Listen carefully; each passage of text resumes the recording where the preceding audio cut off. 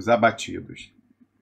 Vários lances aí na guerra híbrida a gente vê que consegue repercutir ou ricochetear ou cair estilhaços na nossa comunidade, né? Então realmente estou bastante chateado, estou muito cansado, em vários sentidos, inclusive físico, né? Por estar resolvendo problemas sérios aqui.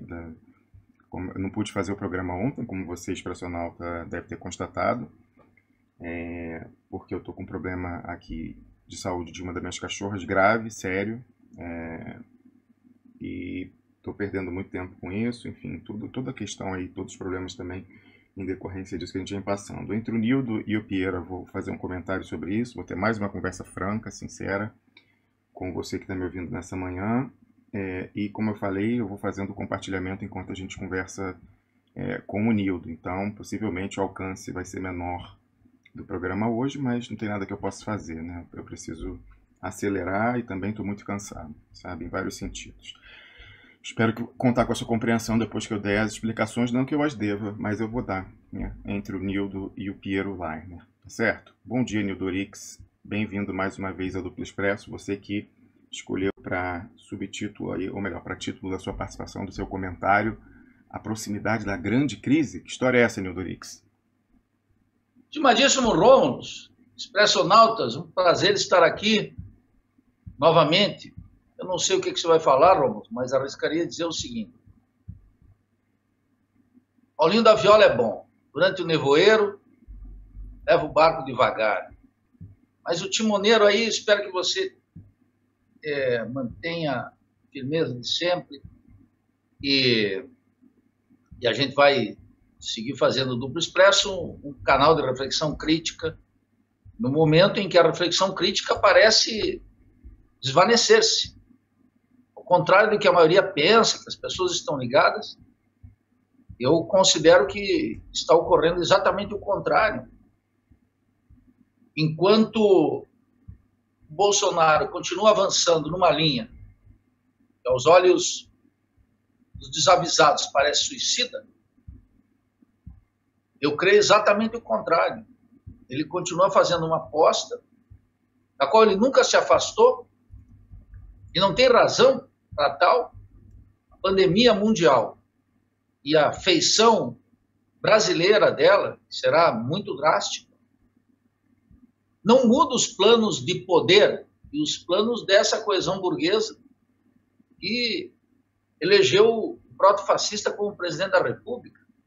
Ô Nildo, sobre isso a gente teve um desdobramento importante ontem, que foi a manifestação no Twitter do ex-comandante do Exército, o general Vilas Boas, respaldando a posição do Bolsonaro, porque até aqui eram plantadas na imprensa supostas divergências entre a ala técnica do governo militar e a ala ideológica aloprada sobre essa questão, confinamento não confina, e ontem sai o Vilas Boas, enfim, ou quem quer que fale em nome dele, né, já que o sujeito está praticamente partindo dessa para melhor, tanto que o pronunciamento é inscrito, ele não tem nem mais condição de falar, mas dizendo que não, que o presidente toma as decisões difíceis, às vezes sempre tendo em mente aquilo que o povo precisa e não necessariamente aquilo que ele quer. Então, respaldando a posição do Bolsonaro. Você vê, eu não sabia desse Twitter. Foi ontem durante o dia ou à noite? Ontem à noite. Então, eu não sabia desse Twitter, mas é claro, quer dizer, a coesão. As pessoas têm que entender, Rômulo, que uma coesão burguesa como a que se montou, e esse governo, não é caótico, não é experimental, isso é fruto de necessidades orgânicas da sociedade brasileira, do jogo das classes sociais. O que vão fazer os comerciantes no Brasil se não continuar operando uma política de abertura completa e de comprar produtos nos Estados Unidos e na China para vender aqui? Comprar barato para vender caro. O que vai fazer o latifúndio se não continuar ampliando a fronteira agrícola para, quando Mato Piba estiver produzindo a plenos pulmões, né? Maranhão, Tocantins, Piauí e Bahia, tiver aproveitado já completamente, inclusive a transposição do Rio São Francisco, para ampliar a estrutura agrária baseada no latifúndio e tornar o Nordeste ainda mais subdesenvolvido e ainda mais desigual entre nós. O que irá fazer uma burguesia industrial que tem como representante Paulo Scaff, que é um sem indústria, dedicado ao tráfico de galpões e de terrenos lá em São Paulo. E o que finalmente farão os banqueiros, o maestro dessa orquestra, dessa coesão burguesa, se não continuar o assalto ao Estado, que está agora a pleno pulmões com Paulo Guedes, e ainda mais depois da pandemia.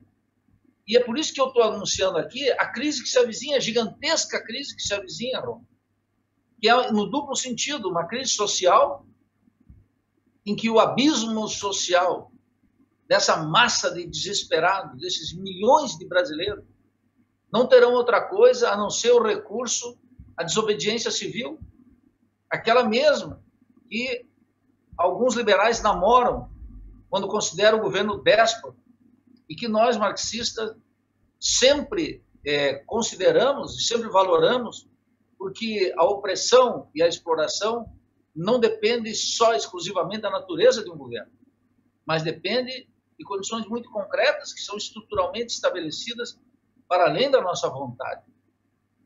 Então, com essa pandemia, ao contrário do que alguns que só pensam a política como expressão do voto, da luta eleitoral, eu quero afirmar aqui categoricamente no Duplo Expresso que Bolsonaro dobra a aposta sempre, agora inclusive sem o Trump, que é o seu chefe, o seu patrão, não é?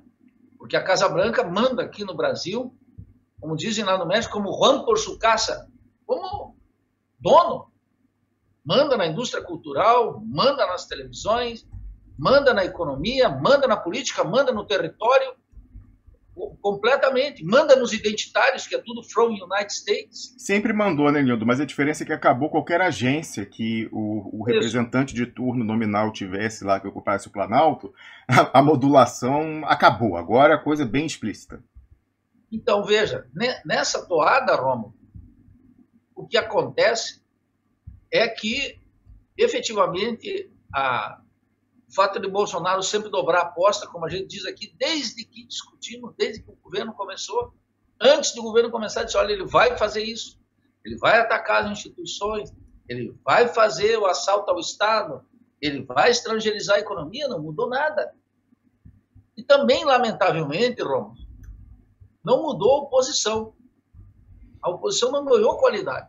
Isso é uma outra nota que eu queria discutir hoje aqui com todos os expressionautas, é o fato de que a oposição continua com um espírito de poliana, nesse estranho hábito de ver o lado bom em tudo, até mesmo na maior desgraça. Nesse bom mocismo, calhorda, porque já é um bom mocismo que tem que ser tipificado moralmente. Calhorda, porque comemorar um subsídio para os chamados descamisados, inicialmente era 200 com Paulo Guedes, que ele colocou sabidamente para negociar, e os parlamentares de toda a oposição, do PCdoB, ao PSOL, ao DEM, ao PMDB, ao PDT, todos esses partidos foram lá e aumentaram para 600, para 500. E o protofascista disse 600. Porque quem manda no Brasil não é a cabeça parlamentarista dos nossos deputados, inclusive os combativos. No Brasil manda o presidencialismo, e é uma das nossas vantagens. Pena que nós tivemos presidentes que nunca entenderam isso, porque o presidencialismo é a possibilidade de o líder político convocar o povo para participar das grandes decisões políticas. Então, a oposição brasileira tenta expressar a grande conquista parlamentar e, no meio de um gigantesco assalto ao Estado, eu estou fazendo as contas, Romulo, né? Ontem fiquei até aí 2h30 da manhã fazendo as contas e não terminei ainda, mas o Paulo Guedes está fazendo um assalto ao Estado agora muito maior do que ele estava fazendo. E o que ele está dando para o povo? Provavelmente 42 bilhões por mês. Durante 3 meses, 126 bilhões. Sabe o que significa isso? Nada. O Alexandre de Moraes tomou uma decisão que foi, na verdade, uma espécie de... Não vamos dar um respaldo para Bolsonaro para ele não ser impeachmentado como a Dilma por pedaladas fiscais. E liberou a chamada PEC dos gastos até 31 de dezembro. E eu arrisco aqui uma hipótese. Dadas as exigências da acumulação, esse súbito keynesianismo que emana de Paulo Guedes poderá ser prorrogado ad infinito.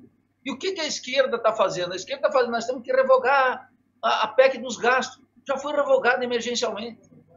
Mas a esquerda fica discutindo se nós vamos fazer aqui alterações institucionais que, na prática, um ministro que foi secretário de Segurança de São Paulo e agora é ministro do Supremo, o Alexandre de Moraes já foi indicado pelo Bolsonaro, já, né?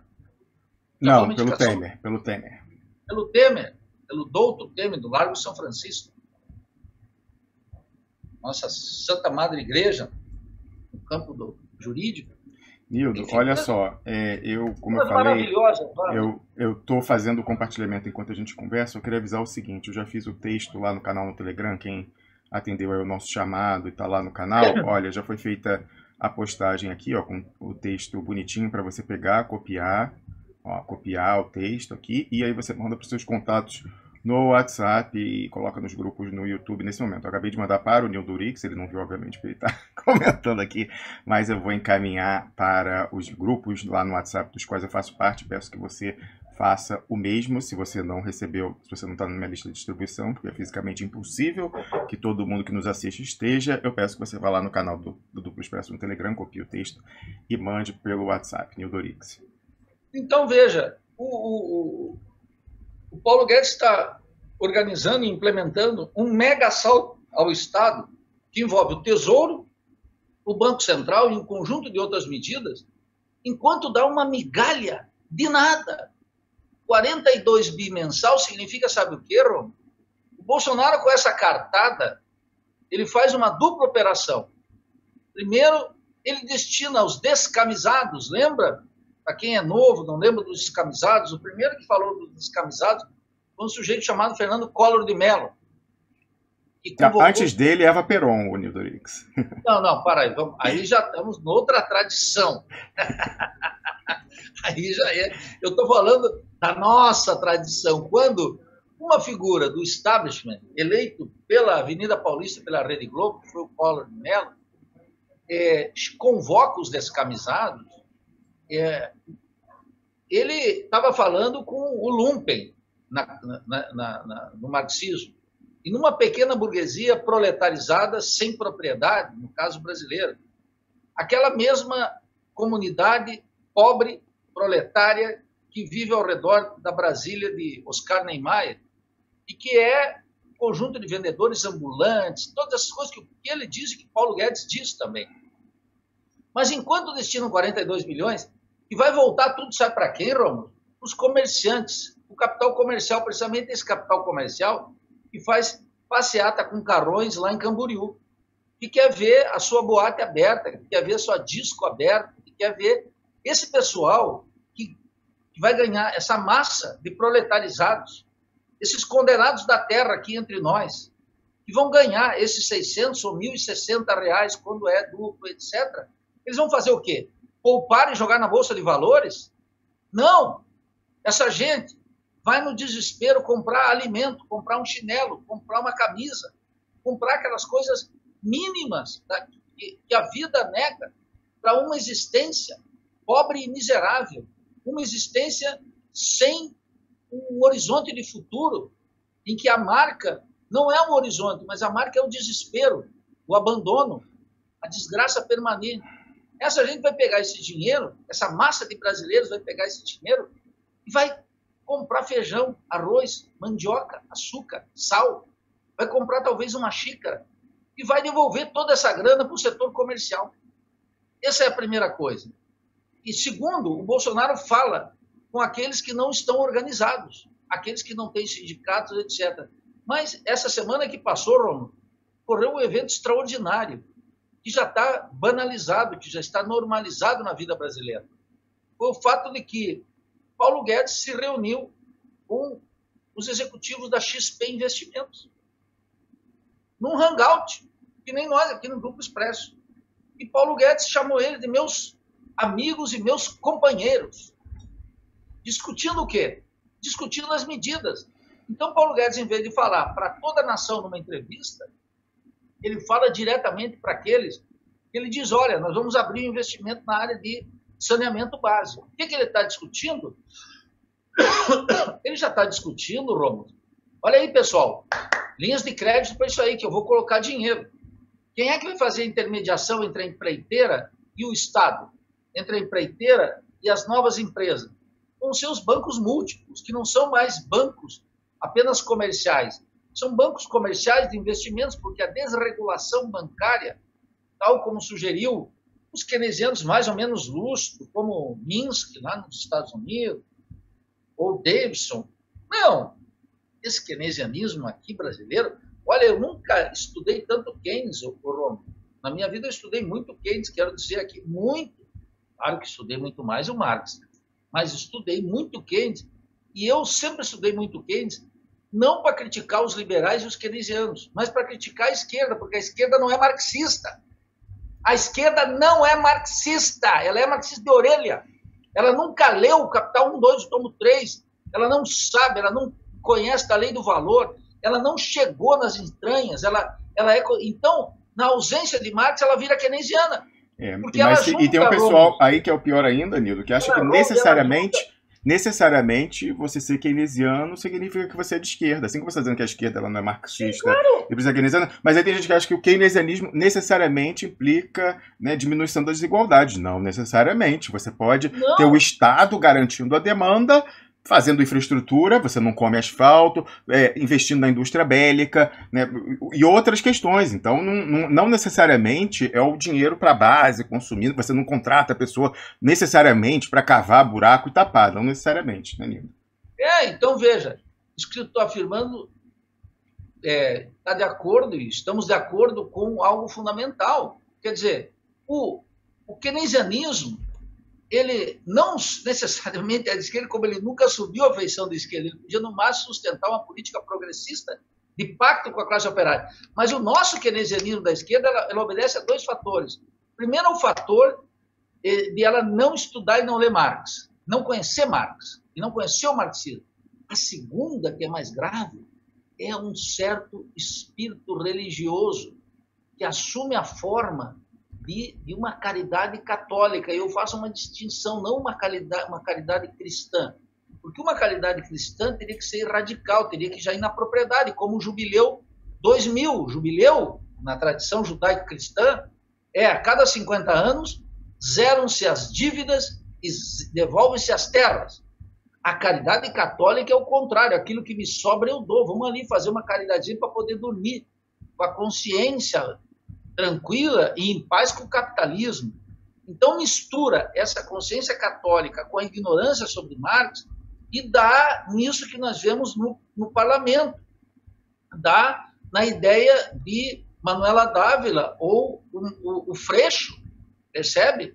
Junto com o Frei Beto, sei lá, vai uma mistura aí, que é uma mistura caótica e é uma mistura que oculta, nesse momento, Romulo, é isso que eu queria chamar a atenção do Expressionauta. Analisem cada uma das medidas de Paulo Guedes e as decisões do Banco Central. O Banco Central está autorizado agora a comprar os títulos, as carteiras podres. Isso é importantíssimo que você vai falar. Eu comentei isso no domingo, mas quero ouvir você falando sobre isso. Mas, Nildo, eu pensei que você ia estar mais empolgado com essa questão aí da esmola, né, dos R$600. Por quê? Porque eu vi gente aí na direção do seu partido comemorando e assumindo a paternidade. Foi a nossa iniciativa dos R$600 e tal. Eu achei que você, como membro um dirigente do PSOL, membro do Diretório Nacional, que você está super contente. Não é o caso? Não é o caso, porque eu sou do PSOL, mas eu diria, nessa conjuntura, eu não perdi a lucidez. E tem camaradas lá dentro do PSOL que não perderam a lucidez. Lá está uma briga. Dentro do meu partido está uma briga para ver de quem é o protagonismo. Se da bancada do mês, que entrou com o pedido de impeachment formal, dando desdobramento a uma reunião do nosso Diretório Nacional, ou se são os parlamentares que mantêm lá com Glauber, etc., uma maioria que é incapaz de dirigir o partido, que está sem noção do que está acontecendo. Essa visão parlamentar de política fracassou, Romulo. Então, eu estou observando que, aproveitando esse sentimento dessa caridade católica inocente, servil ao capitalismo, o Bolsonaro está falando com o descamisado. Então, quando ele vai lá em Brasília, na periferia, ele está falando diretamente, e a televisão bomba a crítica a ele, e o proleta abandonado diz: o presidente está do meu lado. Ele continua. Ontem eu vi gente da CNN dizendo: o Bolsonaro e a Globo News estão fazendo, tem que parar de fazer campanha e administrar. Ora, o presidente é um cargo político, suas idiotas, essas comentaristas idiotas, esses comentaristas idiotas que estão nesses canais de televisão, ele está fazendo política, ele está falando com o descamisado, mas ele está atendendo também o capital comercial, porque esse dinheiro, quando cai na economia, num país de alta concentração de renda, as pessoas compram os bens de reprodução da vida imediata. Isso volta tudo para os comerciantes, precisamente o setor que está sendo mais afetado pela estratégia de combate ao coronavírus, que significa fecha tudo. Então, o barbeiro, o setor comercial, a pequena quitanda, o ambulante, etc., diz: o presidente está do nosso lado. A bancada do PSOL, não todos, alguns tiveram pelo menos respeito pela imagem pública e um pouco pela inteligência no terreno da economia, porque nós não temos uma assessoria econômica no PSOL. É lamentável. Veja, aliás, os partidos políticos não têm. O Ciro tem alguma coisinha, o Lula é horroroso desde sempre, o PSOL nunca teve uma assessoria econômica capaz de entender o capitalismo dependente periférico, entender a especificidade do desenvolvimento capitalista aqui, a natureza específica da atual crise, que está por chegar com uma Mas violência... Mas é por isso que tem economista no seu partido, Nildo, achando que o Brasil tem soberania monetária, que você pode pegar e meter e aplicar ipsis literis. Olha só mais um meta-aviso aqui, olha. Eu terminei nesse minuto de escrever o texto do e-mail, que vai para quem se inscreveu lá no nosso e-mail list, para você repassar para os seus contatos, e que também será postado lá no Instagram, que eu peço, mais uma vez, estamos em campanha para poder chegar a 10 mil seguidores e podemos compartilhar vídeos e links também nessa plataforma. Então tá indo lá para o Instagram, peço que você me siga. A nossa presença lá é o @RomulusMaia no Instagram. Nildo, olha só, não sei se você quer fazer um comentário sobre essa questão aí da MMT, deixa eu só mandar aqui, voltar aqui a tela, mas eu queria dizer o seguinte, né, a gente não pode esquecer de falar do que você ia dizer, do Banco Central podendo operar no mercado. Isso é um escândalo, eu vou mostrar aqui, e é totalmente diferente do que está sendo feito na Europa e nos Estados Unidos. Realmente eles estão usando a dispersão com a crise, que é real, para conseguir coisas que em outros momentos escandalizariam, né, e poderiam suscitar mais atenção. Então a primeira coisa, foi o tema que a gente discutiu amplamente com o jurista e professor Luiz Moreira aqui no domingo, que foi essa ação direta de inconstitucionalidade. Está aí na tela, você está vendo? Ó, inclusive está lá para quem quiser baixar essa peça aqui. Está na postagem do programa de domingo. É só você ir lá, o hiperlink, você vai achar esse PDF, pode baixar. Então aqui uma ação lá assinada, né, uma coisa, pelo menos na minha concepção e do Luiz Moreira inédita, nunca vimos uma peça assinada pelo próprio presidente da República, junto com o seu advogado-geral da União, e foi deferida uma liminar naquele domingo ainda, meia hora antes da gente entrar no ar aqui, pelo Alexandre de Moraes, o mesmo que você mencionava ainda há pouco, Nildo, simplesmente suspendendo o orçamento de 2020, dando total liberdade ao Bolsonaro na execução orçamentária, algo inédito. Poder financeiro absoluto, sem nenhum controle do Parlamento ou do Tribunal de Contas. Então, até essa suposta vitória aí da semana passada, se o Bolsonaro falar que não vai fazer, não faz, porque foi deferido aí pelo Supremo Tribunal Federal. Essa é a primeira medida. Agora, a segunda, que se relaciona com o que você ia falar, vou colocar aí na tela, e vou colocar esse texto aqui da PEC, mais uma vez um hiperlink na postagem do programa de hoje. É uma PEC que está tramitando aí, né, em urgência, aqui, ó, altera o artigo 164 da Constituição e passa a vigorar com a seguinte redação: mudando as atribuições do Banco Central do Brasil porque o Banco Central do Brasil, assim como aconteceu, já era o caso na União Europeia desde a crise da dívida soberana e da crise bancária em 2000 e 2009, e já desde desse mês de março também autorização legislativa para o Fed, o Banco Central americano, fazer a mesma coisa, passa a poder comprar títulos de sociedades privadas. Não é? Só que o Brasil sempre vai além, Neodorix. Olha esse parágrafo 2º aqui, que é o Não, peraí, parágrafo 2º, não, deixa eu ver qual é. Sim. É, o inciso 3 do parágrafo 2º. Ó. Então, eu vou ler aqui, ó. O Banco Central, parágrafo 2º. O Banco Central poderá... Opa, peraí. Marca direito. Ah, não está marcando direito aqui, peraí. Ó, o Banco Central poderá comprar e vender títulos de emissão do Tesouro Nacional. Normal, né?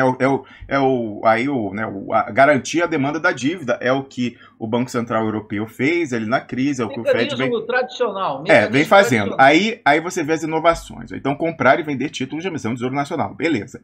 Acolher depósitos voluntários a visto a prazo das instituições financeiras. Não muda. Agora aqui, ó. 3. Realizar outras operações financeiras, inclusive com o uso de instrumentos derivativos. Ou seja, agora o poder de fogo do Banco Central pode operar derivativos, o Neodorix. Então, é o liberou geral, assim, para especulação. A gente sabe da porta giratória, a pessoa um dia está no Banco Central, outro dia está no banco. Então, se alguém estiver lá nessas apostas, só para as pessoas entenderem, um tipo de derivativo que ficou famoso, né, na última década, o Credit Default Swap, CDS, que é o quê? Você fazer um seguro contra a quebra de uma instituição, de uma pessoa jurídica, de um banco, etc. e tal. Então, em princípio, como é que surgiu? Surgiu de uma maneira nobre, né? Fala assim, olha, eu estou exposto, né? Porque eu tenho, por exemplo, eu tenho muitas ações do banco Lehman Brothers.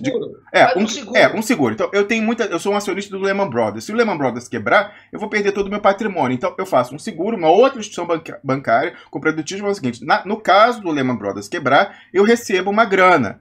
Só que o que aconteceu? Não tinha esse requisito da pessoa provar que ela tinha uma exposição real e uma legitimidade em querer requerer seguro. E a gente começou a ter uma especulação de pessoas que não estavam minimamente expostas, apostando para ganhar dinheiro, e aí ela começa a agir de uma certa forma. Então vamos supor, por exemplo, Neodorix, que naquela reunião fatídica do Fed, em 2007, em que os seus pares, os outros banqueiros lá do Fed de Nova York, decidiram que o Lehman Brothers ia ser quebrado, não ia ser resgatado, que poderia ter sido evitado, vamos supor que na semana anterior eles todos tivessem comprado esses títulos e iam ganhar uma bolada com a quebra do Lehman Brothers. É esse tipo de coisa que acontece. Então você tem a especulação. Isso é um tipo de derivativo. E agora o Banco Central, o poder de fogo, lá com né, sendo autorizada a impressão, não é mais um anátema imprimir dinheiro e tal, não é mais inflacionário, não só na boca do pessoal aí que acha que MMT é igualzinha na matriz e na filial do Brasil, mas também até os ultraliberais como Paulo Guedes estão falando que pode imprimir. Você imagina essa capacidade de criar dinheiro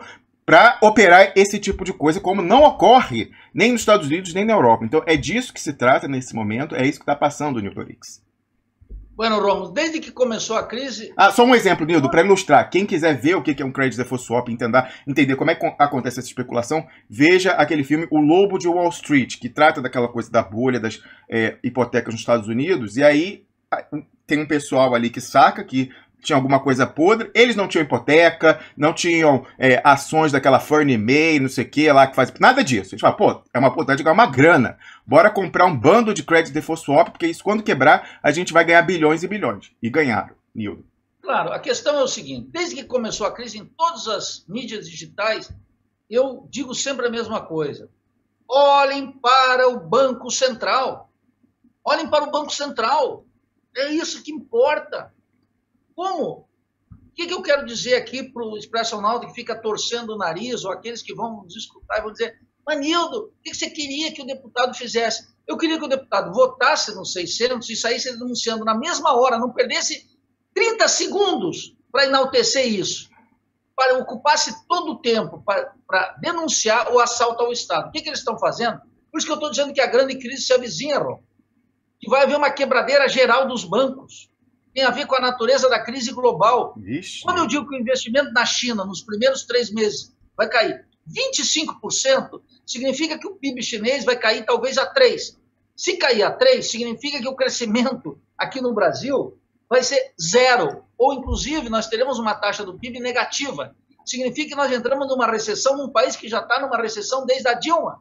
Nildo, isso aí que você está falando é importante, porque eu vejo um mantra repetindo dia e noite na Bloomberg, pelo pessoal aí, gestor de fundos, os próprios operadores, falando, não, a crise hoje é muito diferente da de 2007, 2009, porque não é uma crise financeira, não tem condições de contaminar os bancos, porque os bancos estão muito sólidos com todas as medidas prudenciais que foram tomadas a partir de 2009, então Basileia, né, a conversão aí, 2, 3 e tal, não há chance, aí com a liquidez infinita, então o Fed, o Banco Central Europeu, podendo vir ao resgate, não há chance da gente ter uma crise financeira, uma crise bancária. Você é de opinião diversa? Toda essa liquidez, toda essa acumulação de caráter fictício tem que render contas à acumulação real e à produção de mercadorias. E está todo mundo com a brocha na mão, mas já subindo no teto da casa, por isso que é um assalto ao Estado. Por quê? Porque a fábrica do mundo, a China, vai desacelerar drasticamente. E olha que os chineses já estão voltando à normalidade. Sabe qual é o debate na China, Romo? É como é que está a economia. O debate na China não é outro, escuta, como é que vai ser agora? Porque o coronavírus está controlado, completamente. Os chineses controlaram. Até o Trump teve que ajoelhar no milho e reconhecer que a conversa com o primeiro-ministro chinês, o presidente chinês, foi extraordinária.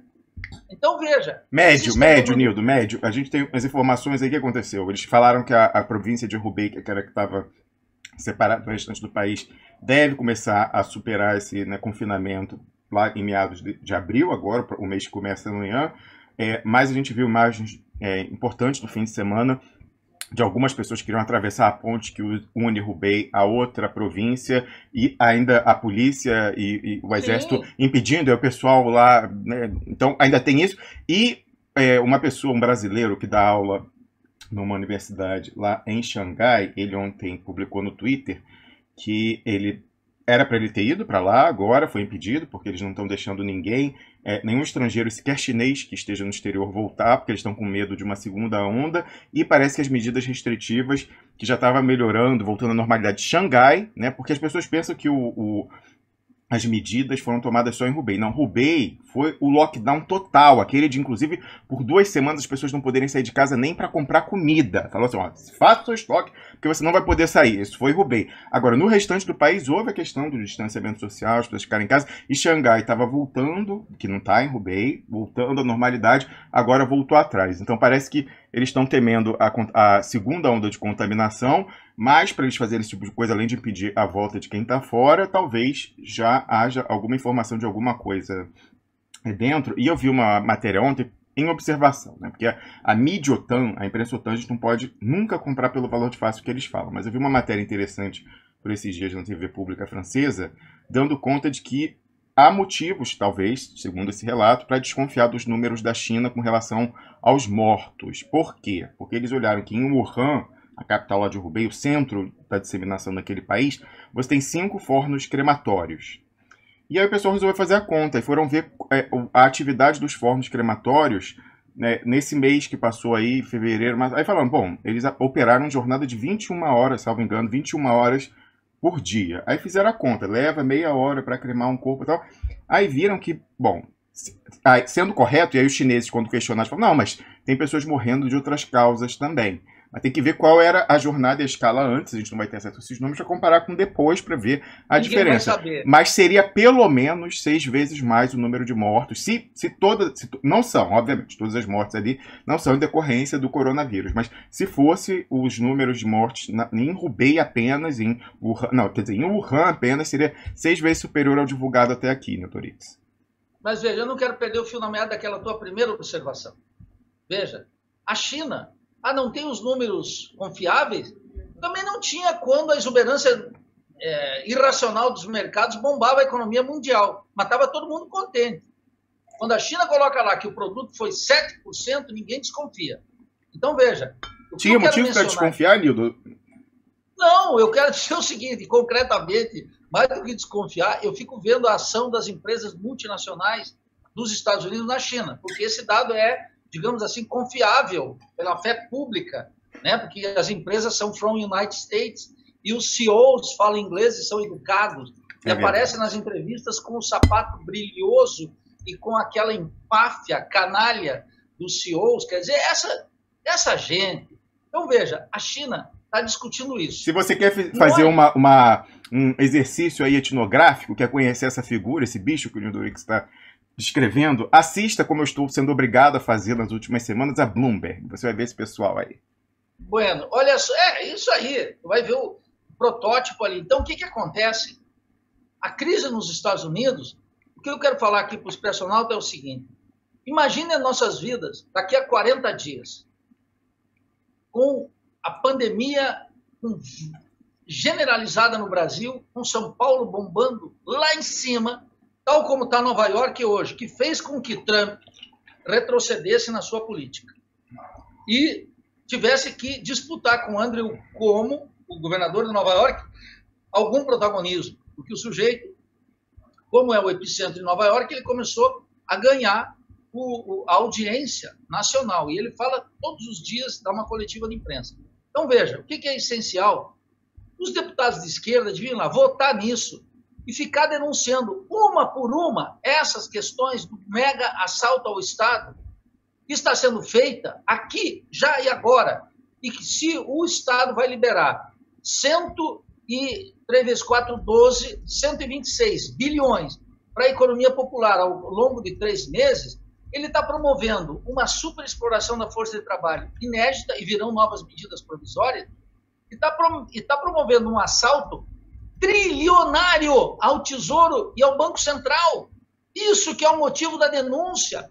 As contas do Paulo Guedes é assim: 420 bilhões para cá, 760 bilhões para lá, 340 bilhões para lá, 240... bilhões, bilhões. Como no hangout dele, com a XP Investimento, Romo. Os expressionautas têm que atentar para isso. Tem que ouvir o canalha, o bankster, esse homem das finanças. E ouvir o presidente do Banco Central, que está sempre em silêncio. Ele vai perpetrar todos os crimes. E ele está promovendo um assalto ao Estado, com o STF e tudo, que é assim que é. É com o STF e tudo. Com a mídia, o silêncio da mídia, a cobertura da mídia. Porque quando a mídia não cobre, ela está cobrindo. Nildo, essa dos derivativos, assim, é a total ausência de vergonha. O que é o derivativo? O derivativo é sexo explícito, na novela das 8, no Jornal Nacional. Os derivativos é o seguinte: é claro que vão quebrar os bancos. E é claro que o Estado está dizendo: eu vou garantir vocês. A República é rentista. E o comerciante não vai denunciar, o fazendeiro não vai denunciar, e a burguesia industrial paulista agonizante tampouco vai denunciar. Quem tem que denunciar são as frações parlamentares. Só para entender, Nildo, o seu raciocínio, então, olha só, é porque, em tese, o que o pessoal está querendo dizer nesse momento, mas talvez depois o discurso mude, como muda conforme eles querem fazer as cotações subirem ou descerem, mas é o seguinte: não há risco de se transformar na crise financeira e bancária, porque os bancos estão muito bem obrigados, dizem isso lá nos Estados Unidos, no Brasil, falam: são os bancos mais líquidos do mundo, olha a lucratividade, tal, que acumula aí tal, e blá blá blá. Aí, fora isso, eles falam: mesmo se fosse o caso, de tempos em tempos a gente faz aqueles chamados testes de estresse para ver em condições adversas se o banco quebra, mesmo se fosse o caso, nós temos uma impressora infinita que pode imprimir dinheiro e vai botando, e para comprar inclusive os derivativos. Então a pessoa que está exposta a um título podre lá, montado no que eram as hipotecas lá, ou digamos aí, alguma coisa brasileira que vai quebrar, mesmo que vire um mico, o Banco Central pode comprar e aí livra o balanço do banco da instituição. Então, é uma liberação para passar o mico para a União, não só de dívida saudável de pessoas jurídicas, vamos dizer, emissão de debêntures. A empresa emitiu uma debênture para se endividar e fazer um investimento, né? Isso é o normal, é o que acontece aqui na Europa, é o que acontece nos Estados Unidos. Agora, o pessoal está falando o seguinte: olha, o banco que apostou, por exemplo, Nildo, aquele pessoal que quebrou quando teve a valorização do real, no final do governo Lula, foi a Sadia, né? A Sadia quebrou, porque na verdade já ficava. A Sadia, né? A Sadia, qual foi a outra? Acho que o Votorantim também quebrou, o caso do papel celulose. Os grandes exportadores brasileiros, né, de manufaturados primários, naquele momento, eles não viviam, a grande lucratividade deles não vinha da produção industrial, do ganho mercantil, vinha da especulação com a variação cambial, porque eles geravam muitas receitas em dólar, Sadia exportando frango, o Votorantim lá exportando papel celulose, não sei o que e tal, E aí, então, eles tinham apostado nesse mercado de derivativos, aí numa questão aí, não lembro, tinham apostado possivelmente que com a crise o real ia se desvalorizar fortemente. Mas a gente tem, lá em 2008, o Henrique Meirelles dando um chute nos juros para o alto, e aí com diferencial de juros, toda a arbitragem, o ganho de arbitragem, todo o capital especulativo do mundo foi para o Brasil, e o real se valorizou tanto que o Lula entregou para Dilma, ali em 2010, o real mais valorizado da história, mesmo da fundação, você desconta das respectivas inflações no dólar e no real, foi mais por causa dessa coisa do Henrique Meirelles colocar os juros na altura quando começa a dívida, ao contrário de todo mundo que levou para zero, quando não negativo. E aí o que aconteceu? Pegou no contrapé, esse pessoal todo que estava especulando nos derivativos, quebrou a Sadia, ela teve que ser foi absorvida pela Perdigão, então aquela fusão foi uma salvação, porque estava quebrada, e também, a mesma coisa, aí, as demais, enfim, de papel e celulose e tal, também teve uma coisa. Então, nesse momento, por exemplo, a diferença, o que o Banco Central está liberado para comprar esse mico da especulação financeira. Então, naquele momento, a Sadia tinha se tornado uma instituição financeira. O grosso da sua lucratividade não vinha da exportação, era apenas o original era a receita em dólar da exportação. Mas ela já estava ganhando mais na especulação se o real ia ou não, se tem que internalizar, se pode ganhar e tal, não sei o que, na arbitragem e tal. Era aí. E aí agora é o capitalismo sem risco até na especulação jogatina financeira, porque se os derivativos virarem um mico, eles podem desovar no Banco Central, que é eles, né? O Banco Central é a finança. E você está dizendo que nem isso, então, a suposta liquidez e alta lucratividade nos últimos anos dos bancos brasileiros e a suposta capacidade infinita de impressão de dinheiro do Banco Central num contexto de crise, e ele tendo uma autorização constitucional para assumir os micos até dos derivativos, uma inovação em nível global, em nível mundial, nem isso vai assegurar que não haja uma crise financeira, primeiro global, falando, e, sobretudo, naquilo que a gente presta mais atenção, que é o Brasil, Nildo Lix. Veja, por que essa palavra inovação financeira aparece na resolução do jurista? E aparece na resolução do jurista porque ela é uma prática dos banksters, mistura de banqueiro com gangster das finanças. Então, eles vão na brecha da lei, eles vão inventando práticas financeiras de valorização fictícia que não estão reguladas. A lei vem depois. Ela é pós-festum. A lei vem para regular uma prática já consolidada no sistema bancário. Quando essa prática vai se multiplicando, e nos períodos de crise ela se multiplica enormemente, o que acontece? O Banco Central tem que tomar uma medida genérica de amparar, e não só de amparar, de incentivar essa prática. É nesse momento que os homens do dinheiro, os donos do dinheiro, o refúgio do capitalista, seja ele de qualquer lastro, o proprietário, ele quer ir para o dinheiro, ele quer ir para uma riqueza líquida, porque tudo tende a se desvalorizar. Naquela época do Meirelles, vamos recordar algo essencial. O Gustavo Franco, que é um bankster também profissional, ele fazia o seguinte: o exportador tinha que internalizar os dólares em 3 meses. Vendia e tinha que internacionalizar. Chegou o Lula, o Lulinha Paz e Amor, e transformou para 1 ano. Sabe o que significou isso? Com conta de capitais abertos, significou que o exportador de soja, lá do norte do Paraná, ou o exportador de cítricos do interior de São Paulo, da região de Sorocaba, sei lá do que, eles começaram a virar especuladores, porque eles tinham 1 ano para internalizar a moeda. E aí eles ficavam colocando com um preço fundamental, que era a taxa de câmbio. Ora, enquanto o Lula ficava falando na beleza do pacto que ele girou, os capitais financeiros, ou essa dinâmica que você elucidou aqui, da Sadia e da Perdigão, e diga-se de passagem, o Luiz Fernando Furlan era ministro do Lula. Isso. A canalha é imensa. Era ministro do Lula. E o que acontecia? Eles estavam, como todas as empresas, acumulando... Eu confundi, Nildo. Quem fazia isso eu acho que era Perdigão. Ah, não sei mais. Enfim, não interessa. Se era Perdigão, a Sadia. Eu sei que justamente o Furlan, por estar no governo, pôde usar ali o poder do príncipe para fazer a fusão, trabalhar, dar os aportes lá para evitar a quebra. Mas o que acontece? Então, veja, essas inovações, elas estão agora, Romo, expressão alta, a 1000 por hora. Por quê? O banqueiro, ele consegue antever com olhos de águia a crise. Ele sabe que isso aqui vai para o brejo, que nós vamos ter uma gigantesca crise, que os 3 vezes 4, 12, os 126 bilhões que vão ser dados para a economia popular não seguram uma demanda. Keynesianos idiotas, imbecis completos, que ficam achando que vão regular o capitalismo, fomentando a demanda no meio de uma crise gigantesca global e no meio de uma crise do capitalismo dependente periférico rentístico. Então, o que está acontecendo aqui? Em lugar de fazer a eutanásia do rentista, como recomenda Keynes, o que está se fazendo é dando vida longa para o rentismo. E o Banco Central e todas essas medidas estão sendo tomadas para isso, para dar mais poder para essa gente, para internacionalizar mais a economia, para superexplorar a força de trabalho. Por isso que os salários no Brasil estão em quedas e a renda dos trabalhadores, chamemos assim, em termos contábeis, está caindo e vai cair cada vez mais. E por isso que milhões e milhões de brasileiros não ganham R$500. E por isso que a Bolsa Família, que é inferior a 200, que a média do Bolsa Família, eu acho que está em R$86, R$88.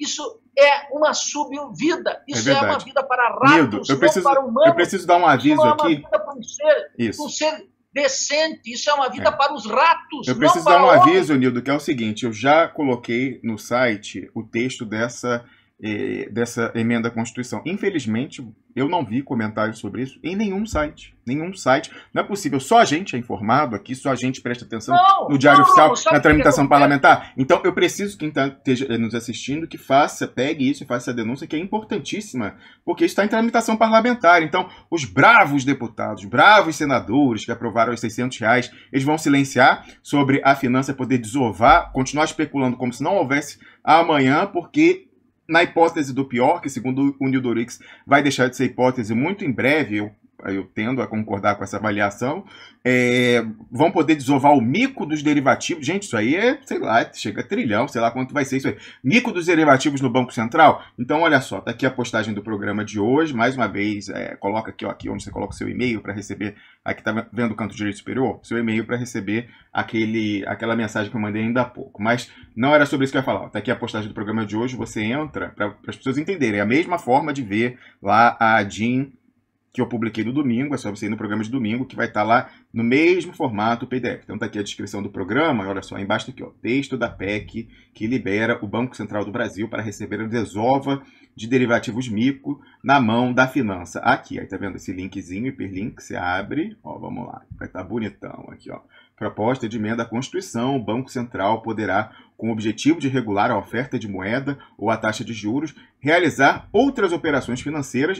Adorei isso, Nildo. Outras é tudo, né? Outras operações financeiras, inclusive com o uso, para que não haja dúvidas, inclusive com o instrumento de derivativos. Nildo Orix. Outras é um orwellianismo claro, quer dizer, as ilegais. Outras são as ilegais.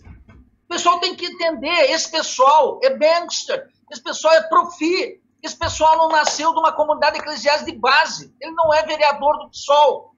Esse pessoal é ultra profissional, passa o dia cheirando coca e vendo qual é a trama. Esse pessoal não está brincando. Esse pessoal é uma máquina de produzir miséria e morte. Esse pessoal que fica falando na vida tem que entender como é que é isso.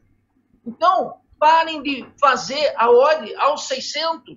Os parlamentares que servem para alguma coisa nesse momento de crise.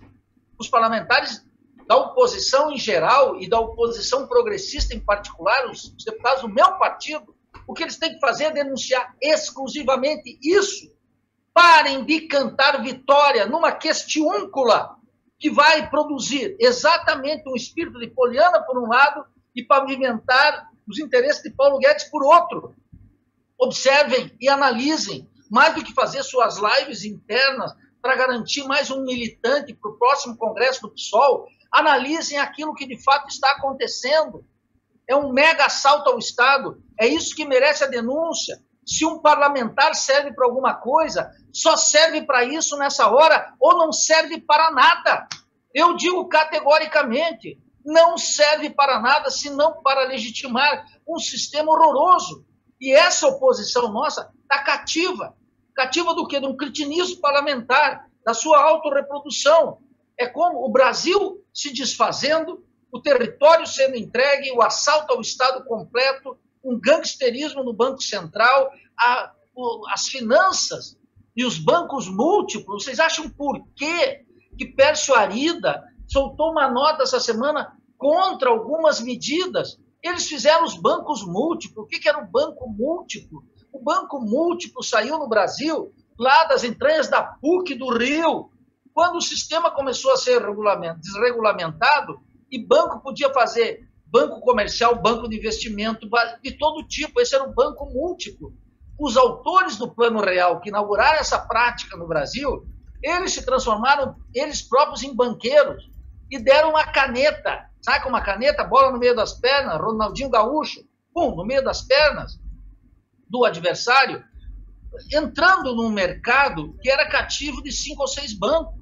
E eles entraram ali e ficaram ricos, milionários, em nome da estabilidade da moeda, que supostamente deu renda para os trabalhadores. Ora, quando algo cai na mesa do pobre, imagine como é que é o banquete do rico e do proprietário, e de uma economia cada vez mais estrangerizada e independente. Então, estou anunciando aqui claramente que daqui a 40 dias a vida estará insuportável, porque serão 40 dias de quarentena. Uma redundância, serão 40 dias de confinamento. E já não serão mais 40 dias, serão talvez 60. E a economia destroçada. E os caras preparando um mega assalto com respaldo do STF, com plena concordância da mídia e com o papel coadjuvante de uma esquerda parlamentar que não entende o tamanho da crise e o turbilhão que nós estamos metidos. Então, é claro que essa crise será gigantesca. E é isso que faz Bolsonaro dizer o tempo inteiro que o coronavírus não é nada, ainda que ele cobre aqui 200 mil mortes. Ele vai cobrar aqui talvez 200 mil mortes. Aí sabe o que vai acontecer? O Bolsonaro vai sair ali na frente dizendo, está vendo? Eu disse que era a economia. Quem é que atrapalhou aqui? O Witzel, o Dória, etc. E ainda vai chamar o Witzel e o Dória de comunista. Opa, perdemos seu áudio aí, Nildorix. Abra seu microfone. Ainda... Vai fazer isso. Essa é a grande questão. Ele está preparando o terreno já, ele não é um irracional e um louco. Parem de qualificar Bolsonaro, o chefe dessa grande quadrilha que dirige o Brasil, de um amador. Ele está com uma parte dos generais, que são generais entreguistas pró-Estados Unidos, que estão fazendo seu papel. Ele está em paz completa com a coesão burguesa que ele continua dirigindo. E o atendimento aos pobres é para atender também, essencialmente, a fração comercial que está perdendo para o comércio fechado. Porque as fábricas estão produzindo, os trabalhadores estão pegando os metrôs em São Paulo e no Rio de Janeiro, e lá na Baixada Fluminense, indo para as fábricas, as poucas que tem, exposto ao vírus. E a safra agrícola, como diz a atual ministra da Agricultura, será talvez a maior safra agrícola da nossa história. Então, nós não vamos ter uma pressão pelos preços aqui dentro. Também o mercado mundial caiu. O mercado mundial caiu e os exportadores agrícolas estão vendendo, Romos, exportando quase 20% a mais na quantidade para compensar a caída no valor. A festa é completa no andar de cima e Bolsonaro tinha que contemplar, e ademais contemplar, e chamar uma militância para o seu lado. E a militância veio precisamente nessa proposta que um espírito de quinta categoria, supostamente keynesiano, está falando que vai aumentar a demanda interna. Como? Como? Isso não existe, essa possibilidade. Analise os números. O assalto ao Estado é trilionário, a crise será gigantesca, vai bater no setor produtivo mais violentamente a cada dia, quebrando empresas pequenas, médias, ameaçando as grandes, centralizando, concentrando o capital. É Marx, não é Keynes. Então, o que acontece? O Keynesinho entra aí na cabeça de uns idiotas, babacas, que me indignam, porque aqui a gente fechado vendo como é que a trama está acontecendo e discutindo com vários companheiros da Revolução Brasileira, alertando para isso. Essa é a questão essencial. Então está tendo esse mega assalto ao Estado, eles já estão fazendo o colchão no qual a burguesia financeira e todas as suas frações vão fazer uma nova festa. À custa de quê? À custa das chamadas finanças públicas. Sabe o que significa isso? Austeridade para sempre. Um vale de lágrimas eterno no atual governo e, eventualmente, num outro governo. Além do que, todos os planos de fechamento do regime não foram arquivados. Ontem nós vimos lá na Hungria, não é mesmo? O primeiro-ministro pediu poderes especiais, não foi, Roma? Estava lá, já garantiu. Aquele é um alerta de como a luta de classe se desenvolve na crise. Agora, se tu ficar pensando nos malditos R$600, que é uma vergonha, é uma digestão moral da pobreza, inaceitável para um país que já vive num abismo de desigualdade social e que 80%, quase 90% da população economicamente ativa não ganha sequer, ganha até um salário mínimo e meio. Um salário mínimo e meio.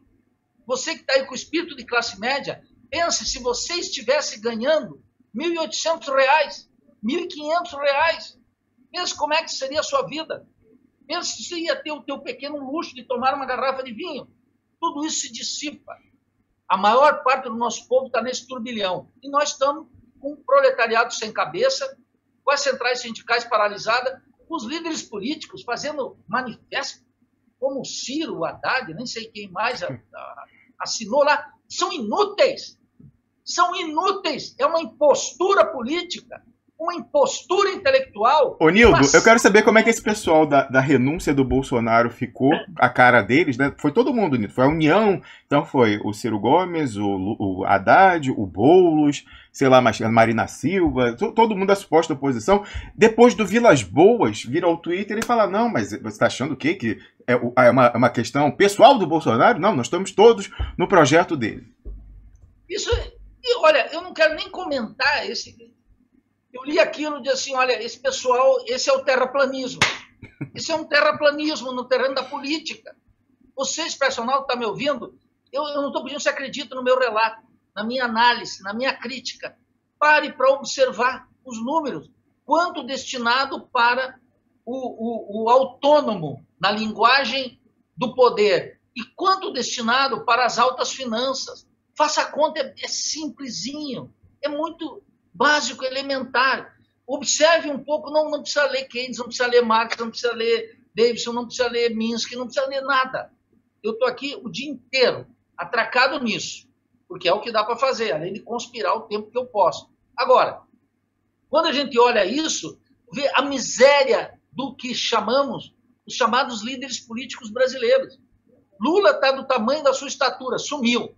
Ciro Gomes balbucia, tenta, com alguma coisinha, mas muito pequena, ele está dentro da lógica, O Haddad, esse é um ínspe, esse é um liberal de quinta categoria, um liberal playboyzinho, que não merece a confiança de ninguém, nem daqueles que gostam de bicicleta andar lá em São Paulo pelas vias que ele fez.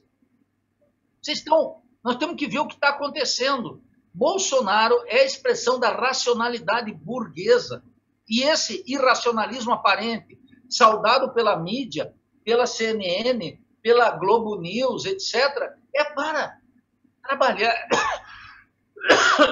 trabalhar e confinar ainda mais, Rômulo, a consciência crítica, reduzi-la, fazê-la retroceder a uma consciência ingênua. Temos que fazer algo pelos pobres agora. Não dá para fazer nada pelos pobres agora. Se quiser fazer algo pelos pobres agora, imediatamente, conspire para derrubar o sistema. Não é só tirar Bolsonaro. Entenda a dinâmica da crise. Entenda, sobretudo, algo essencial. Que se agora nós não temos a condição de uma grande rebelião social, de uma grande revolta, daqui a 40 dias, isso pode estar colocada na ordem do dia.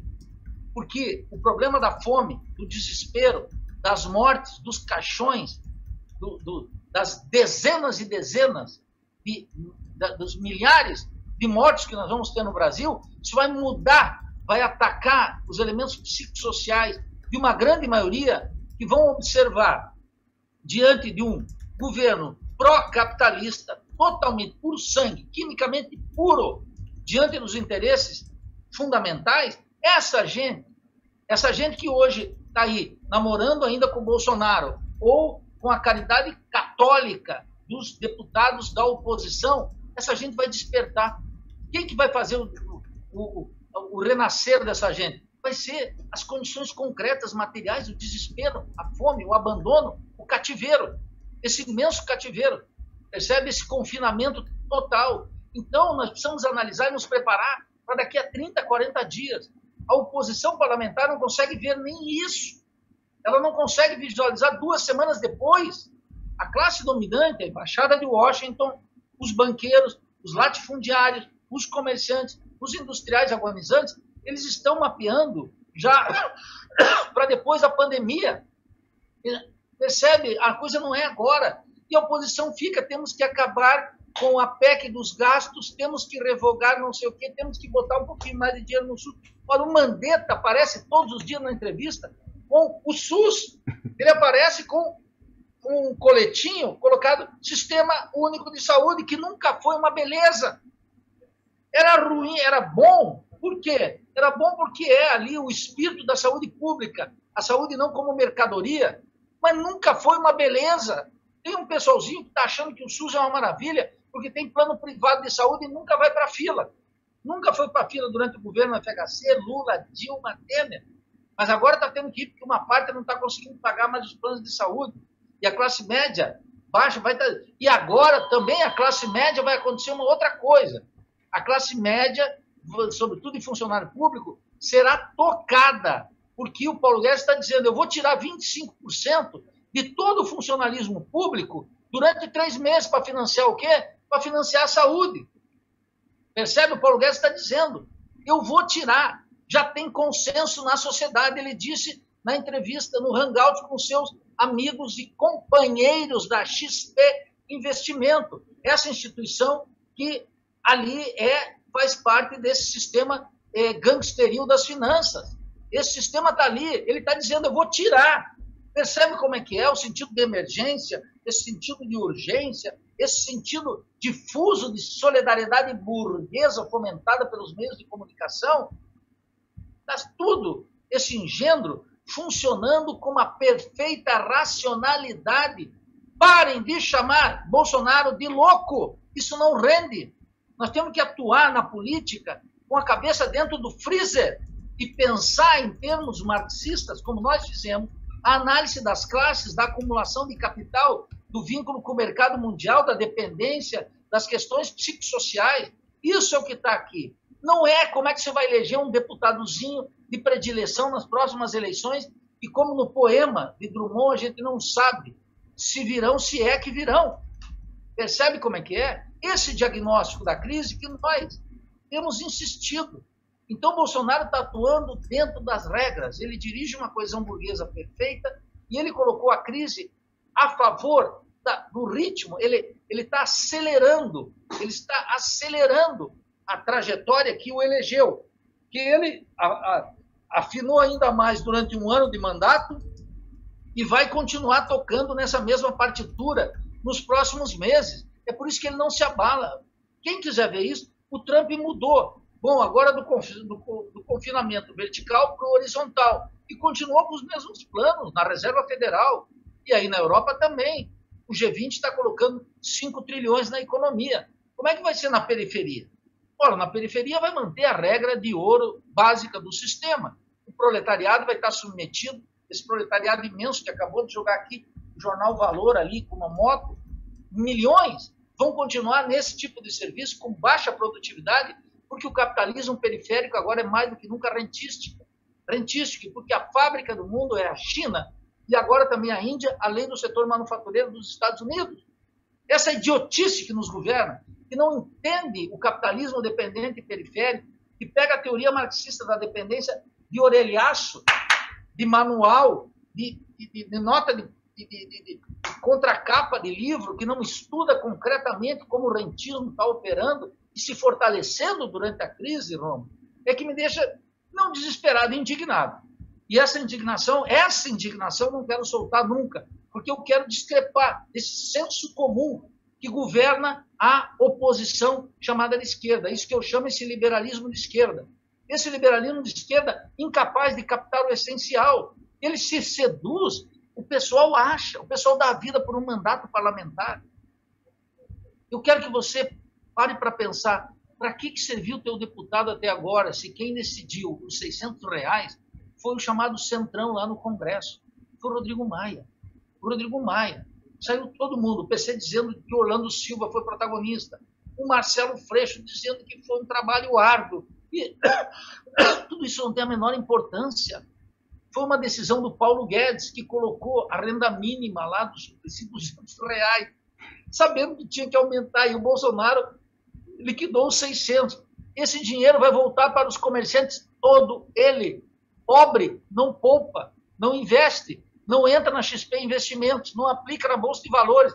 Ele vai pegar esse dinheiro e vai consumir, esse dinheiro vai dar para 15 dias. Percebe? Mesmo ele confinado. Porque ele também tem aí um conjunto de outras insuficiências. Tem remédio. Tem uma mãe que já estava doente há muito tempo. Talvez esses 600, reserve 200 para comprar feijão, arroz e mandioca. Nada mais. E isso não muda absolutamente nada. Dá uma quantidade de dinheiro do Estado para os comerciantes. Vai atender a fração comercial e vai atender o lumpen. Vai atender os descamisados, entendam. Isso não é feito para caridade, isso não é feito para melhorar. E o teto dos gastos foi suprimido pelo Alexandre de Moraes. O governo pode fazer tudo o que ele quiser. Por quê? Porque ele precisa disso para amparar a crise financeira e produtiva que está se produzindo sob nossos pés e que vai se manifestar para essa esquerda parlamentar quando ela lê no jornal Valor, porque a consciência dela é o jornal Valor, é o jornalão burguês.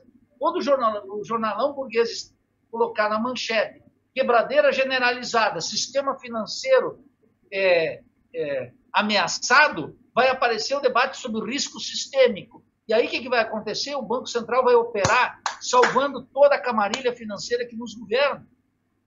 Então, nós tínhamos que estar aqui, no mínimo, discutindo, no mínimo, para começar, a estatização do sistema bancário, a derrubada desse governo. Por isso só pode se ocorrer diante das forças de uma revolução brasileira. Dentro do atual sistema não vai ocorrer. Se não tiver, no mínimo, eu estou dizendo para começar a conversa, é a estatização do sistema bancário. Não é R$600, 1.060, que vai ser importante para o favelado, porque tem um favelado que está... O favelado não é favelado, ele é classe trabalhadora. Ele é classe trabalhadora, ele está submetido agora e seguirá, se a ajuda fosse de 1.500, ele seguiria nas mesmas condições. A economia política tem suas exigências, não é esse moralismo rasteiro de quinta categoria com o qual se transformou agora no meu principal inimigo. Essa análise de natureza moral, a moral, como dizia, alertava o meu querido Marx, é a impotência em ação. Não serve para nada. Uma primeira indignação moral eu até aceito, mas se ela tiver como consequência uma ação sistemática no sentido de romper com a ordem atual. Não basta o impeachment, não basta a estatização do sistema bancário, porque se nós não fizermos, Rômulo, vai ocorrer aquilo que tu mencionou aqui. O Estado vai, na prática, botar aquele rio de dinheiro, como colocou na Lehman Brothers em 2008, em todas essas empresas do sistema bancário, vai dar o dinheiro do Estado e depois vai praticar uma política de austeridade para recuperar isso. Percebe? Não tem gastança ad infinito. Não tem emissão de moeda ad infinito. Tem um mercado mundial, produtor de mercadoria, que exige no comércio mundial a troca delas por níveis de produtividade diferentes. A China está resolvendo a sua pendenga. A China está pensando nesse momento como é que as empresas dela vão derrotar as empresas multinacionais dos Estados Unidos. E como é que eles vão fazer com esse superávit comercial gigantesco e como é que eles vão fortalecer seus bancos. Os Estados Unidos, idem. E nós aqui, como um apêndice, um puxadinho do Vaticano, pensando no quê? Como é que nós vamos atender 40 milhões de pobres, 60 milhões de pobres, com aquela extensão da digestão moral da pobreza do Bolsa Família? O Bolsa Família, tal como eu adverti aqui muitas vezes, está sendo corroído pela taxa de inflação. A média, eu vi o dado aí, um expressionalta pode... a média do Bolsa Família são R$86. Foi um dado que me chegou ontem, eu vou até buscar esse dado com maior. Mas vamos dizer que fosse 200, que fosse a miséria de Paulo Guedes. O que uma família compra com R$200? Vocês estão admitindo a indigência entre nós, vocês estão admitindo que o brasileiro tem uma vida de rato, não de homens, não de seres humanos. É isso que está sendo consumido aí com essa ideia de que os pobres, aquela ideia miserável que o Lula disse agora na Europa, os pobres se contentam com muito pouco. Quem nunca se contenta são os ricos. Olha o cinismo desse sujeito que me diz isso. Um públicozinho identitário da Alemanha de quinta categoria, que não merece credencial nenhuma. Isso é uma vergonha. Nós não podemos criar aqui no Brasil uma sub-raça. E nós estamos criando uma sub-raça de proletários que mal comem, que não têm dentição, que não têm acesso à cultura, que não têm acesso aos bens mais imediatos de uma vida social determinada, tecnologicamente, por milhões que não têm nem para si, nem para os seus herdeiros, um futuro minimamente digno. Isso não se assegura com essas medidas parlamentares, isso se assegura com uma alteração da propriedade do Estado, com uma revolução social. É isso que nós temos que ganhar nessa crise, a consciência de que dentro do sistema não dá mais. A classe dominante, eu quero reafirmar aqui uma tese da Revolução Brasileira, o sistema não tem capacidade de autorrenovação. Eles querem um novo regime político e eles estão produzindo esse novo regime político. Eles estão produzindo isso com a mídia, eles estão produzindo isso com os tribunais, eles estão produzindo isso com as universidades, eles estão produzindo isso com o serviço público, eles estão produzindo isso com o Banco Central, com o Ministério da Fazenda, eles estão produzindo isso com o Mandetta, eles estão produzindo isso, um mundo terrível para nós ali na frente, mas não é muito lá na frente, é daqui a 40 dias, 50 dias. O Expresso Novo vai poder ouvir isso aqui, porque isso aqui fica nas redes, e poderá ouvir o que eu estou dizendo aqui, não como um profeta inconsequente, mas como alguém que está diante de dados, analisando a conjuntura e vendo como é que as classes estão preparando um abismo social sem remissão para a maioria do nosso povo e para nós mesmos. Aquele que pensa que vai sair da vala comum, como disse Bertolt Brecht, não recebeu a triste notícia. Eu estou aqui sendo portador da triste notícia. Nessa vala comum cabemos todos nós. É para lá que Bolsonaro e a sua coesão burguesa está nos empurrando. É isso que a esquerda tem que fazer. A esquerda tem que anunciar o mal que vem. Tem que aprender com Lenin. Lenin fazia isso, mas Fidel Castro fazia isso. Anunciava o tempo inteiro aquilo que viria, aquilo que vem. Ele ganhava credibilidade diante do povo, não era como portador de más notícias, era como portador da verdade mínima. Nós temos que conciliar a política com a verdade. A nossa política tem que ser baseada na verdade, mesmo que ela não nos favoreça. Hoje, amanhã, daqui uma semana, ou a gente acredita nisso, ou nós vamos viver da manchete de jornal, da pesquisa de opinião pública que escraviza a consciência de parlamentares, de supostos dirigentes partidários, que não observam, que acham que tuitando alguma coisa, decidem. Nós temos que criar um núcleo pensante, um gabinete de crise da esquerda, que tem, em primeiro lugar, um diagnóstico dos desdobramentos, não do efeito que essa medida do Paulo Guedes, sancionada pelo presidente Bolsonaro e aprovada ontem no Congresso Nacional, vai dar R$600 para a massa. Isso tudo vai voltar para o bolso dos capitalistas. Lamento. Não adianta você dizer, mas isso vai evitar a morte. Não vai evitar a morte só será mais lenta. Essas pessoas não têm vida, elas têm uma subexistência.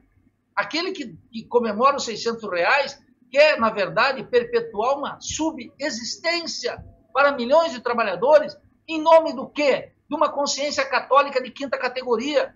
Rompam com isso, abandonem essa postura moral decadente, assumam que a economia política tem suas regras e que cabe a nós, na tradição de Marx, fazer a crítica da economia política. Não lendo o Capital, eu li o Capital, eu li o tomo 1 do Capital. Isso não serve para nada. Se não tem uma interpretação viva de como é que o capital está se reproduzindo diante dos nossos olhos, como é que as classes estão fazendo o seu jogo. No aparente irracionalismo, meu caro expressionauta, tem uma racionalidade impecável, mais precisa que os relógios suíços. Muito mais.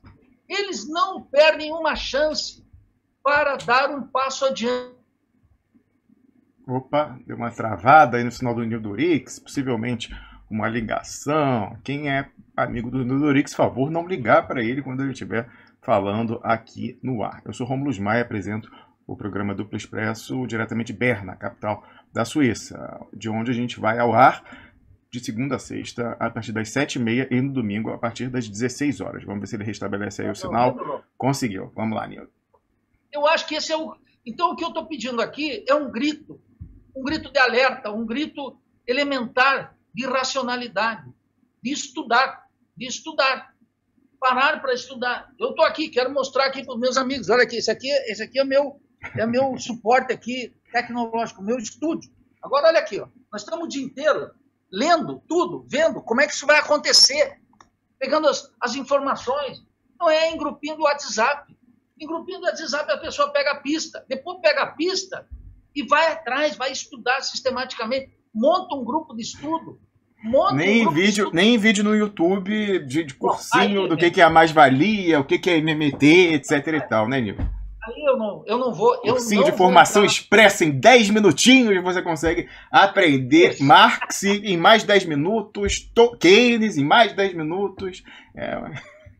Eu acho isso, Ramos. Então, o que o expressionauta tem que fazer é se reunir em grupos para estudar, mas estudar eletronicamente. Vou dar um depoimento aqui, é só não sou referência para ninguém, mas nessa crise toda, nós tínhamos aqui no Instituto criado um grupo de estudo de Hegel.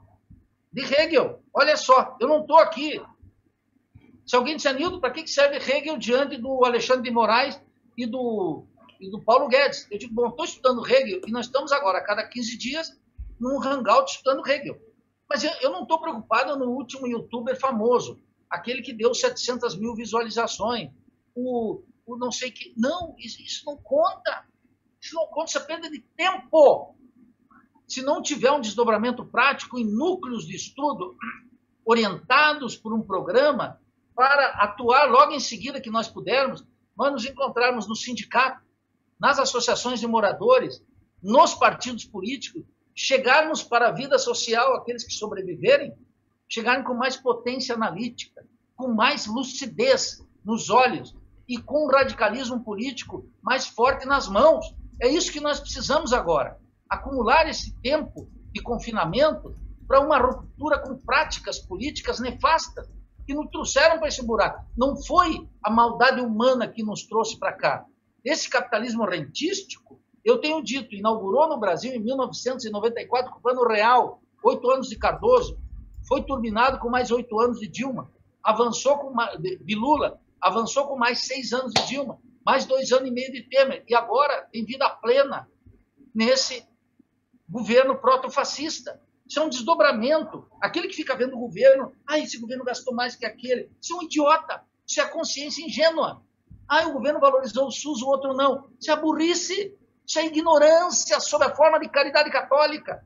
Nós temos que olhar o desenvolvimento capitalista no seu conjunto, mas não só para trás. Agora temos que olhar, Romulo, como é que vem. Por isso que eu te sugeri ontem, que é a grande crise que se avizinha. A grande crise virá, devastando homens e mulheres, matando indiscriminadamente. Vai ser uma loucura. Isso já está entre nós. O Bolsonaro, ele já está operando naquela lógica, na lógica do caos econômico. Por isso, eu acho que o Bolsonaro não fez os cálculos. E se morrerem 100 mil?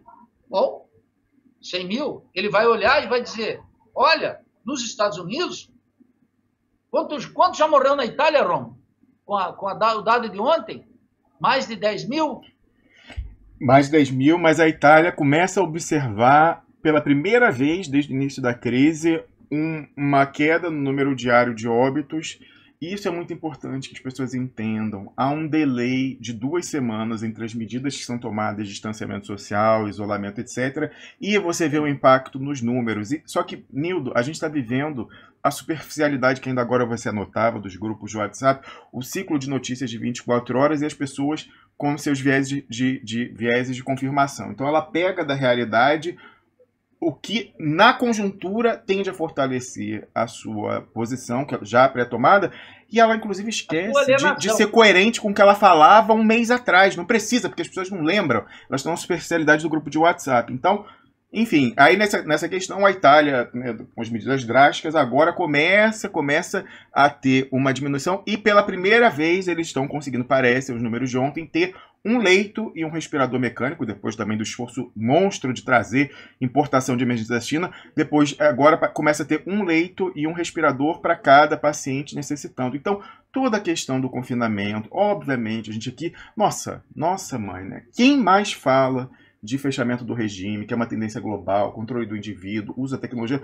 do que eu? Se não fosse o coronavírus, ia ser o ET de Varginha, qualquer coisa. Não era o terrorismo, agora no Brasil, crime organizado, qualquer coisa. Isso não quer dizer que a questão de você precisar achatar a curva não seja real. Meu Deus do céu, é preciso ser 880, é preciso ser o mar ou a terra, não dá para entender que pode ter mérito na questão da decisão de saúde pública, e isso não quer dizer que as pessoas não estejam instrumentalizando isso para conseguir poderes de emergência, como foi na Hungria, para passar o Banco Central pegando o derivativo. Meu Deus do céu, a pessoa não tem capacidade para complexidade, entender que a pessoa pode aproveitar que as coisas, as facas têm vários gumes, meu Deus do céu. Nem nesse público diferenciado que a gente tem aqui, mais uma vez, não estou falando de educação formal, nem de renda, estou falando de pessoas que nem aqui é possível. Eu estou revoltado, Nildo. Daqui a pouco você vai entender por quê. Não, veja, o que você está reclamando? É nessa hora que nós tínhamos que ter líderes políticos. Então, o que é um líder político? É aquele líder que rompe o senso comum. O líder político verdadeiro é aquele que diz, olha, eu não vou entrar na onda. Ou na onda da indignação contra o Bolsonaro, ou na onda da indignação contra de ver o lado bom no Mandetta, ou é o líder político é aquele que anuncia que a grande crise se avizinha, que virá, que é inexorável, que está por cima das nossas cabeças, porque o moinho satânico está movendo a coisa, Roma.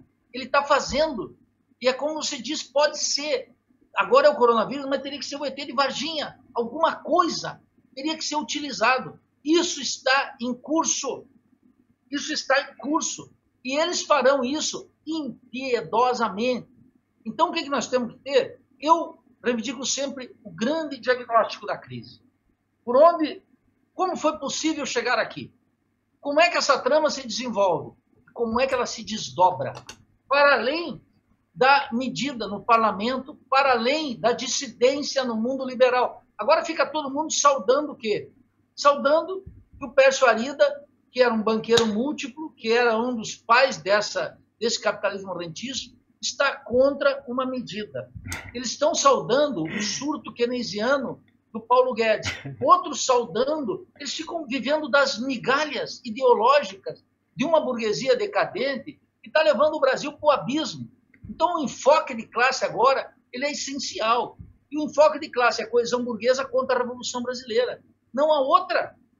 Agora, essa revolução vai se nutrir do quê? Da indignação? Sim. Da perplexidade? Sim. Mas de uma interpretação particular da crise, anunciando aquilo que virá. E eu estou aqui dizendo claramente para todos vocês, o desdobramento da crise será violentíssimo, mesmo depois que perdermos muitos amigos, muitos conhecidos, que muitos brasileiros vão morrer pela absoluta racionalidade de Bolsonaro, pelo caráter absolutamente devotado às finanças.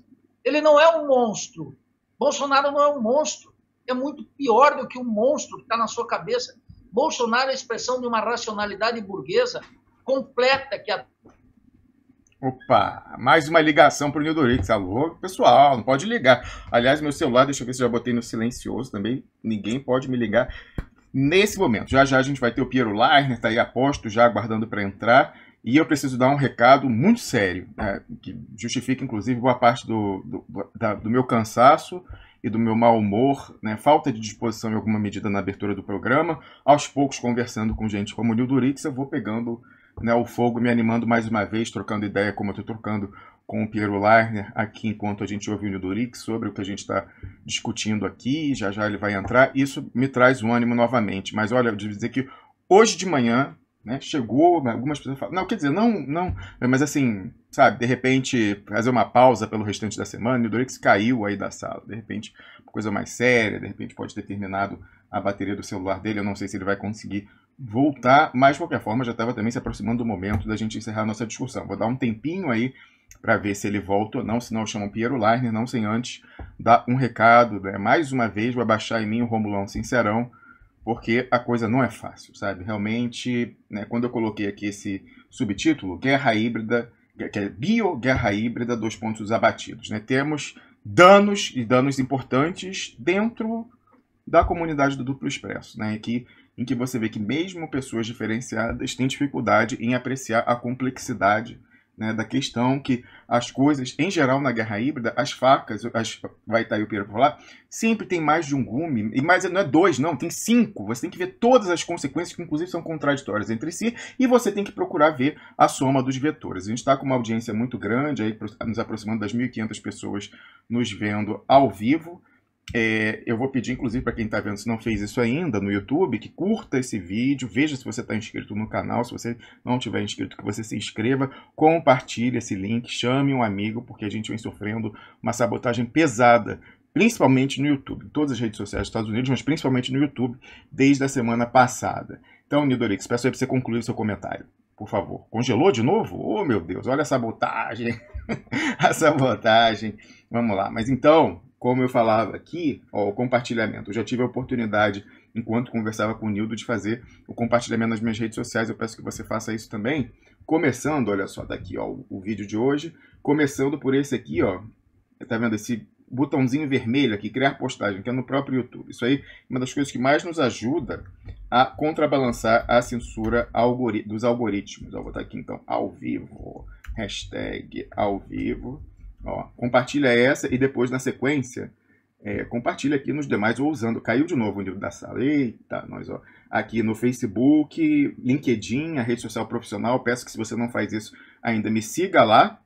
Lá é Rômulo Brilo, mas todos os links em todas as plataformas que a gente está presente, inclusive Mastodon e também o próprio LinkedIn, estão aí na descrição do programa. Em qual plataforma você esteja assistindo, vai estar disponível para você seguir, e a gente pede que você faça esse compartilhamento para aumentar o alcance da mensagem. Primeiro, a gente precisa garantir o meio, porque senão a mensagem se resume a um prazer estético moral nosso de criticar a realidade sem nenhuma ambição nenhuma. A gente já tem alguma que tem que ser controlada e rebaixada diante dos constrangimentos, né, e da força da máquina que se coloca contra o Brasil. Mas, de qualquer forma, aí a gente desiste. É só pra gente mesmo, enfim, ter uma discussão de alto nível com alguém como o Nildorix, mas sem nenhuma ambição de alterar a realidade. Aqui a gente não é narrador de tragédia. A gente quer, com muito realismo e humildade, mas a gente quer ter um impacto, por menor que seja, nos desdobramentos. Nildorix, para concluir. Bem, Rômulo e estimados expressionautas, veja, nós fomos embalados, na última época, em bordões que nos confinaram, antes desse confinamento sanitário. Nós fomos embalados no bordão da resistência. Nós fomos embalados no bordão das causas. Nós fomos embalados no bordão da digestão moral da pobreza.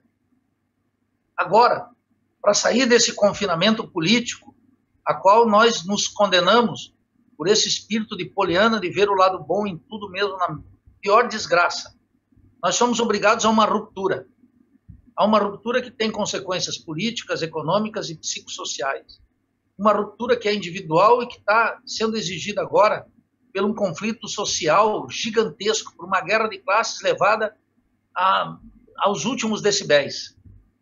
E nós precisamos, nisso, manter uma racionalidade completa, uma frieza na análise, para além daquilo que você deseja, para além daquilo que você gostaria. Abandone, eu peço que humildemente abandone essa ideia de dizer eu gostaria que a vida fosse assim, se nós fizéssemos aquilo. Agora, isso não comanda mais a vida, nunca comandou, mas agora a realidade está dizendo.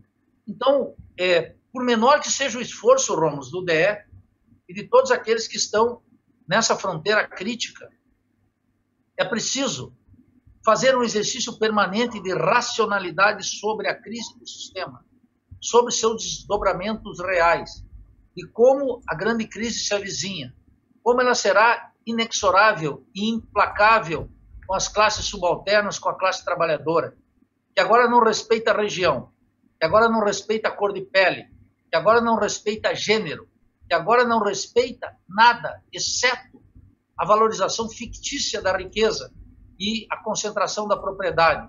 Além do que, a estrangeirização completa do que a gente chama, erroneamente, economia brasileira.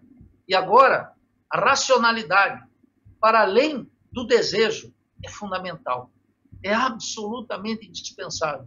Então, o esforço que a gente faz aqui no Duplo Expresso, e eu toda terça-feira e você, sempre que possível, porque você estava informando que ontem não foi possível, é preciso manter acesa a chama da lucidez.